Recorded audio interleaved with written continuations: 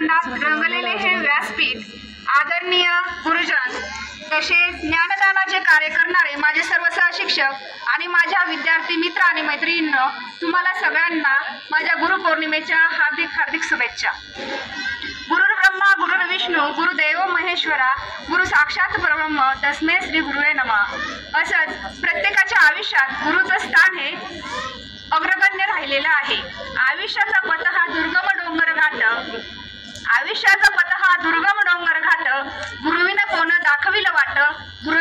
दाखविलं वाट आपल्या भारतीय संस्कृतीत गुरुचे स्थान अगदी महत्त्वाचे आणि सर्वात उच्च दर्जाचे ठरले जाते। परमेश्वराचे प्रथम स्थान आणि त्याच्यानंतर आपण देतो ते गुरुचे दुसरे स्थान। आणि आपण सगळ्यांना कठीण आणि वाईट प्रसंगात चांगले काय वाईट काय कुठलीही वाईट सिच्युएशन आली तर त्याच्यामध्ये आपल्याला कसं त्याच्यातून बाहेर जायचं ह्या सगळ्या गोष्टींचं ज्ञान आपल्याला कोण देतं तर तो एक गुरु असतो। गुरुची खूप इच्छा असते की आपण ज्या मुलांना घडवलं त्या मुलांनी कुठेतरी आकाशात उंच भरारी घ्यावी, कुठेतरी आपलं काहीतरी यश संपादन करावं आणि त्यांनी केलेलं जे यश संपादन केलेलं आहे तो विद्यार्थी आपल्याला दिसला तर त्या गुरुला खूप समाधान वाटतं की माझा विद्यार्थी कुठल्या तरी एखाद्या हायेस्ट पोस्टला गेलेला आहे, तो काहीतरी बनलेला आहे आणि तीच खरी गुरुदक्षिणा त्याला मिळते। गुरुला असं विशेष काही भेट द्यायची गरज नसते। गुरुने आपल्याला जे संस्कार दिलेले असतात ते संस्कार आपण आपल्या आचरणातून दाखवायचे असतात। आपल्याला जर एखादा माणूस पाहिला, त्या माणसाने आपल्याला विचारलं हा मुलगा किती छान आहे आणि तो आपल्याला प्रथम प्रश्न विचारतो तू कुठल्या स्कूलमध्ये शिकतो आणि जेव्हा आपण म्हणतो की मी आर्मी स्कूलचा विद्यार्थी आहे तेव्हा आम्हाला इतकं छान आणि समाधान वाटतं की आमच्या विद्यार्थ्यांतून आम्हाला जे संस्कार पाहिजे ते खरंच ह्या मुलांनी रुजवलेले आहेत आणि प्रामाणिकपणे त्यांनी ते ज्ञान ग्रहण केलेलं आहे। पूर्वी आता कसं शाळा महाविद्यालय आहेत तसं अगोदर पूर्वीच्या काही शाळा महाविद्यालय नव्हते तर गुरु आणि शिष्य असं एक नातं होतं। गुरु म्हणजे काय ज्ञान देणारा आणि शिष्य म्हणजे काय ज्ञान ग्रहण करणारा। गुरु असतो तो ज्ञान देणारा म्हणजेच टीचर आणि ज्ञान ग्रहण करणारा तो असतो म्हणजे स्टुडंट, तुमच्या भाषेत सांगायचं झालं तर म्हणजे जो। आणि त्या पूर्वीच्या काळामध्ये कसं होतं आश्रमात जाऊन ज्ञान ग्रहण करावं लागायचं। तर आश्रमात गेल्यानंतर त्याला गुरुला गुरु शिष्याला शिक्षण दिलं जायचं आणि त्या काळात पण आपण कसं आता एंट्रन्स वगैरे देतो, मग नंबर लागले तरच त्या स्कूलमध्ये आपल्याला ऍडमिशन भेटतं, तसंच पूर्वी सुद्धा एंट्रन्स टाईप होतं म्हणजे तो विद्यार्थी त्या शिष्याला तो शिष्य तर त्या गुरुला जर योग्य वाटेल तरच ते आपल्या आश्रमात त्याला प्रवेश देत होते। असाच एक विद्यार्थी त्या शिष्य गुरुला विचारतात की गुरु मला इथं तुमच्या इथं आश्रमात प्रवेश मिळेल का? तर ते गुरु त्याला म्हणतात की मी तुला एक मंत्र देतो, त्या मंत्राचा तू वर्षभर जाप कर आणि जप केल्यानंतर तू माझ्या आश्रमात ये, मग मी सांगतो तुला। तो विद्यार्थी येतो आणि त्या आश्रमाच्या दाराशी त्यांचीच एक गुरूंची शिष्य असते, ती काय करत असते झाडत असते। झाडता ती काय करते सगळा केर त्या मुलाच्या अंगावर लोटून देते। तो मुलगा इतका चिडतो इतका वसकतो तिला, तर त्याला खूप राग येतो की त्या मुलीने माझ्या अंगावर एवढी धूळ लावली म्हणून। तो कसा बसा तिथला आटपतो आणि आतमध्ये जातो।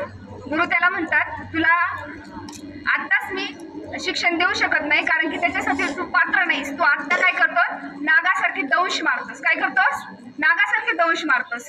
मग तो म्हणतो आणखी तू काय कर वर्षभर त्या मंत्राचे जाप कर आणि परत ये। वर्षानंतर तो पुन्हा येतो, पुन्हा ती शिष्या दाराशी सडा टाकत असते। सडा टाकत असताना त्या शिष्येकडून त्याच्या अंगावरती सड्याचे शिंतोडे उडतात। तर त्या मुलाला खूप राग येतो, तो आणखी चिडतो पण पहिल्यापेक्षा कमी चिडतो। नंतर तो आत प्रवेश करतो। गुरु म्हणतात तू आणखीही माझ्या शिष्य बनण्याच्या पात्र झालेला नाहीयेस, तू दंश मारत नसला तरी तू काय करतोयस नागासारखे फुटकारे मारतोयस। तू काय कर आणखी वर्षभर या मंत्राचा जप कर। असं केल्यानंतर तो परत काय करतो जातो, वर्षभर त्या मंत्राचा जप करतो, परत तो त्या दाराशी येतो। ती शिष्या परत त्याच्या अंगावरती बकेट ती घाण पाणी असतं ना ते टाकते। फेकल्यानंतर काय करतो तो शिष्य एकदम नम्रपणे तिला म्हणतो म्हणजे माझा अंकर घालवण्यासाठी तुझे कष्ट घेतले त्याच्याबद्दल मी तुम्हाला धन्यवाद देतो। आणि तसा तो कुठं जातो आश्रमात जातो।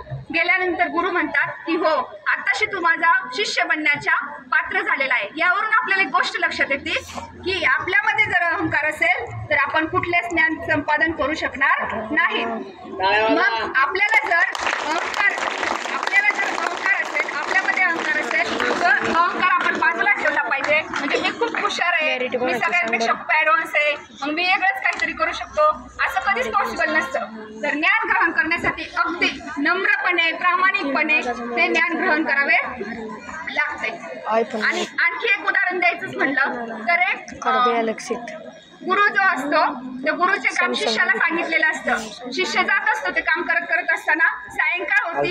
येताना माघारी येताना त्याला काय होती, तहान लागते. तहान लागल्यानंतर तो पाणी पिण्यासाठी एका विहिरीजवळ थांबतो. त्याला त्या विहिरीचं पाणी इतकं सुमधुर लागतं तर तो ते पाणी पितो. आणि पिल्यानंतर काय करतो की म्हणतो इतकं छान पाणी आहे विहिरीचं, मग याच्यातलं थोडं पाणी मी माझ्या गुरूंना घेऊन जातो. तर तो ते गुरूंना पाणी घेऊन जातो.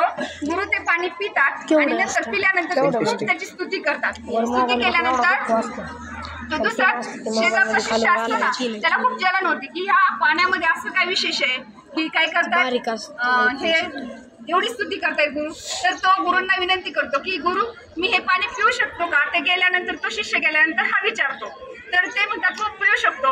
तर मग तो पितो आणि पिल्यानंतर तो म्हणतो तर आपण पितो ह्या पाण्यापेक्षा तर याची क्वालिटी खूपच लो आहे, हे तर पाणी सर्वसामान्यच आहे, पण गुरुने हा मुलाची एवढी स्तुती का केली.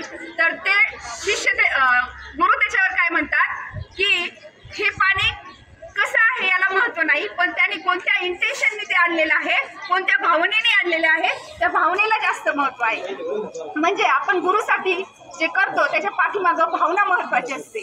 म्हणजेच एक तुमच्यासारखाच अतिहुशार एक मुलगा होता आणि त्याने ठरवलं, शिक्षक हे खूप हुशार असतात, जे ज्ञानदानाचे कार्य करतात ते सर्व शिक्षक खूप हुशार असतात, आणि त्यांनी गुरुचीच परीक्षा पाहिजे ठरवली. तो काय म्हणला, सगळेच म्हणते ते शिक्षक खूपच हुशार आहेत, आपण या शिक्षकांची मज्जाच करू, यांची परीक्षाच घेऊ. त्यांनी काय विचार केला, हातात एक फुलपाखरू घेतलं, फुलपाखरू हातात मुठीमध्ये घेतलं आणि त्यांनी विचारायचं. त्यांनी असं ठरवलं की काय करणार आहे मी,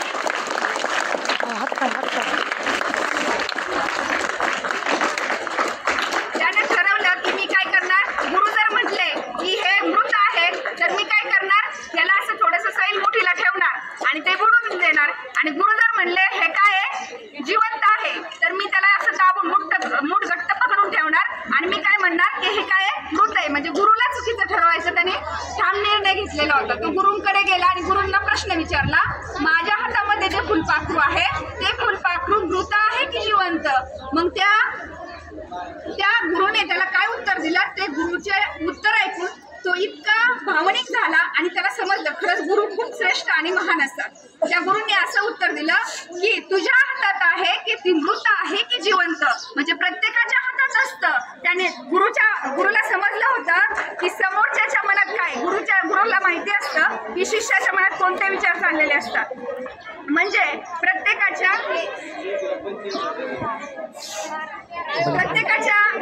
गुरुला माहिती असतं की शिष्य समोरचा कुठल्या योजना आखत असतो गुरुंविषयी, नाही का.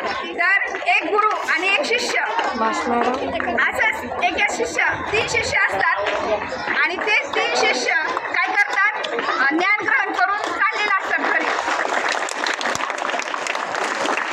आणि घरी चाललेलं असताना ज्ञान ग्रहण करून घरी चाललेलं असतात. त्याच्यानंतर त्यांनी काय केलं होतं, हे एकच उदाहरण सांगते. घरी चाललेलं असतात आणि त्यांना ते गुरु काय म्हणतात, तुम्ही काय करा, उद्या सकाळी माझ्या दर्शनाला या. त्यानंतर चालते, मग ते तयारी करतात आणि घरी दर्शनासाठी गुरुच्या सज्ज होतात.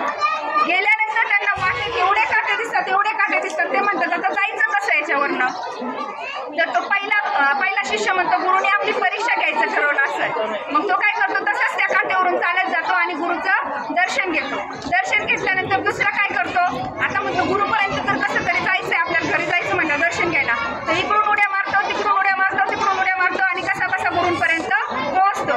पण तिसरा जो शिष्य असतो तो खूप हुशार असतो. तो काय करतो, त्या वाटेमधले एक काटा उचलून साईडला टाकतो, बाजूला टाकतो, म्हणजे बाकीच्या येणाऱ्यांना सुद्धा त्या काट्यांचा अडथळा नको. अशा पद्धतीने तो कुठं त्याला गुरुपर्यंत जातो आणि दर्शन घेतो. त्या गुरुला एवढं समाधान मला एवढं समाधान वाटतं की मी शिकवलेल्या ज्ञानाचं कुठंतरी यांनी काय केलेलं आहे, सफल केलेलं आहे. असंच आम्ही जे तुम्हाला ज्ञान शिकवतो, ज्ञान देतो, ते तुम्ही काय करा, जीवनामध्ये अवलंबा, अंगीकारा आणि कुठेतरी एखाद्या छान पोस्टवरती जा. त्यातच आम्हाला आणि आमच्या स्कूलला, आर्मी स्कूलला तुमचा अभिमान राहील. एवढे बोलून मी थांबते.